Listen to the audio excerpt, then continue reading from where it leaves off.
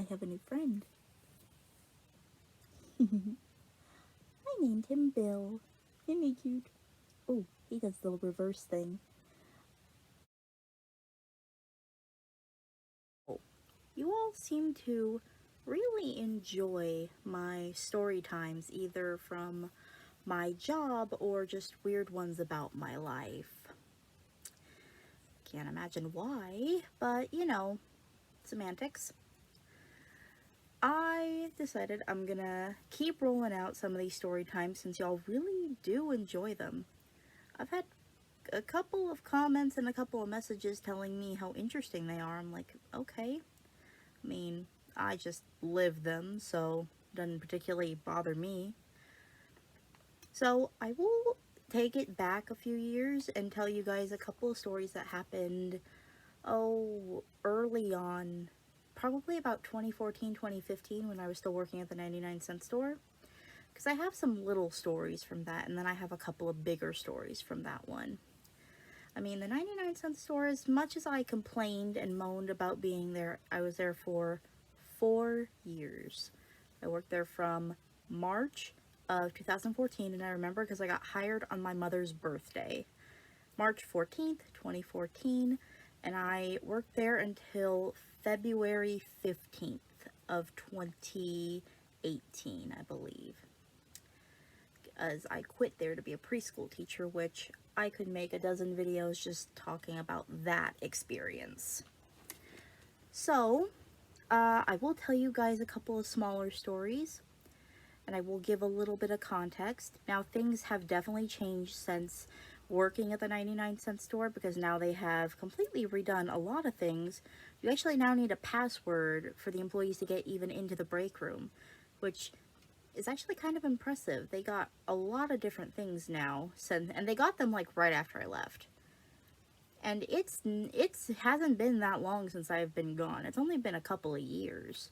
I mean, we're in 2021 and I left in 2018. So, it's kind of impressive. However, I will talk about a couple of mini stories.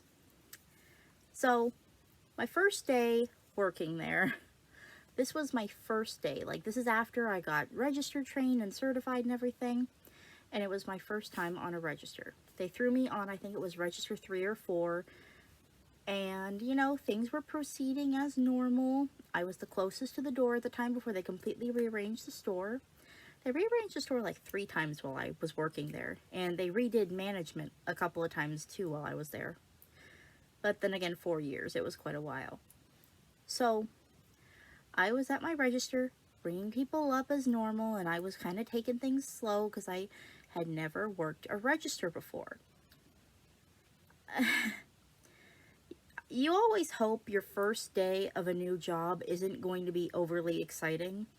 You always hope that things will be kind of easy and kind of slow so that you kind of get into your job. Apparently this was not the case for me, and it set the precedent for the rest of my retail life. So, this dude walks in. He is kind of disheveled. This hoodie he was wearing wasn't exactly clean. Neither were the jeans he was wearing, kind of messy shoes. He didn't quite look homeless, but he did look like he had definitely slept in his clothes more than once. And he's buying, I remember, he bought a soda and some of those, like, Twizzlers, whatever they are. Goes through my line. I ring him up for his items. I think they come to like $2, maybe not even that. He hands me a 50. Now, anyone who has ever worked in retail knows that when a customer comes in, old as shit in the book, buying a small item or tiny amounts or a small bill, like maybe a couple of dollars worth of stuff, and paying with a ridiculously large bill, easy scam. It's the easiest way to identify it.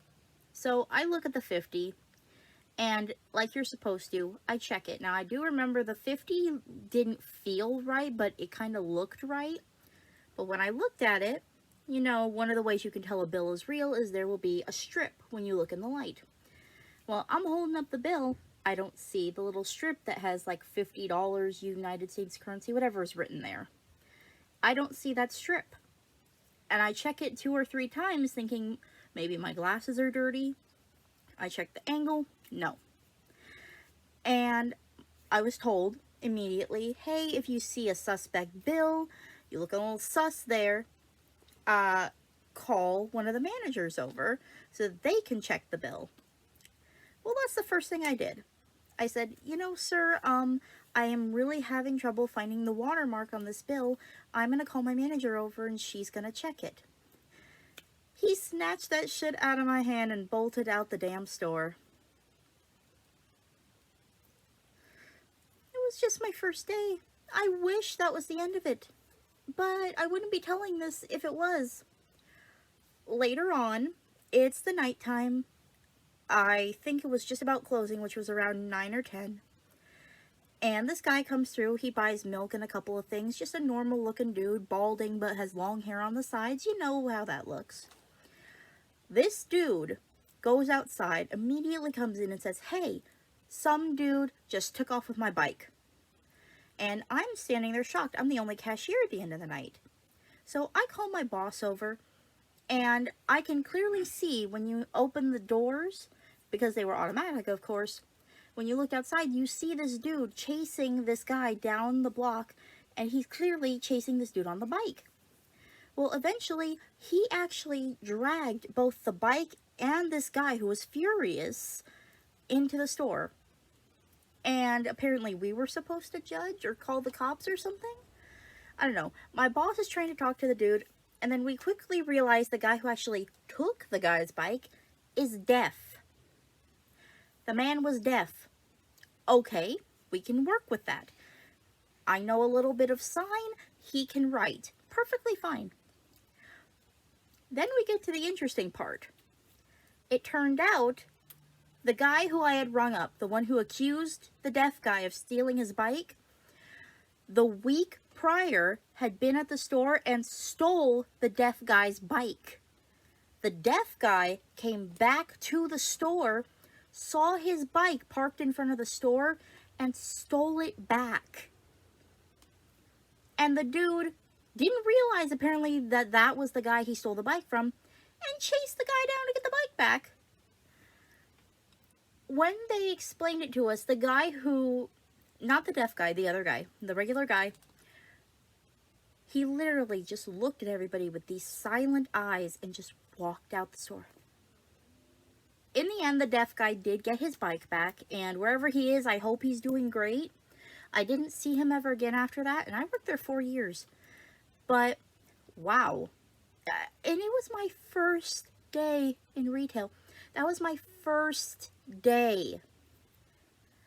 I swear, if the store had suddenly gotten robbed, my day could not have been weirder. It was an interesting start, I'll give you that.